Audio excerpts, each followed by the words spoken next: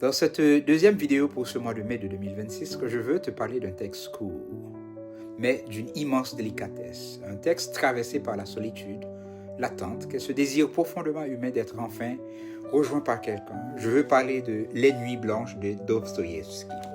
C'est l'histoire d'une rencontre presque silencieuse, un homme seul, un rêveur, qui rencontre une jeune femme, Nastenka, dans les rues nocturnes de Saint-Pétersbourg.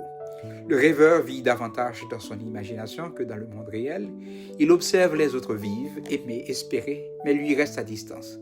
Puis Nastenka apparaît, une jeune femme qui attend depuis 1 an le retour d'un homme qu'elle aime. Ils marchent ensemble pendant plusieurs nuits, ils parlent, ils se confient.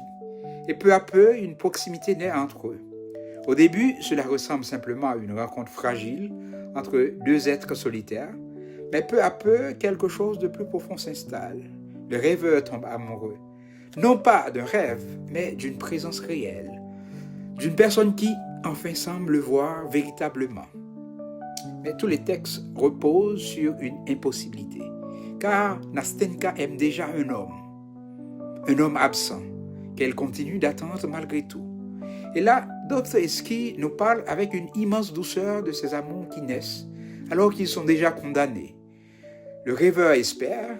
Pendant quelques nuits, il croit que sa solitude touche enfin à sa fin, mais lorsque l'homme attendu revient, Nastenka repart vers lui, et le rêveur se retourne seul à nouveau.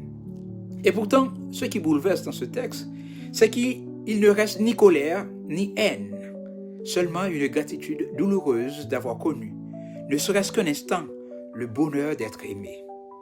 Au fond, Les Nuits blanches posent une question profondément humaine. Vaut-il mieux aimer brièvement ou ne jamais aimer du tout? Dostoïevski ne donne pas de réponse.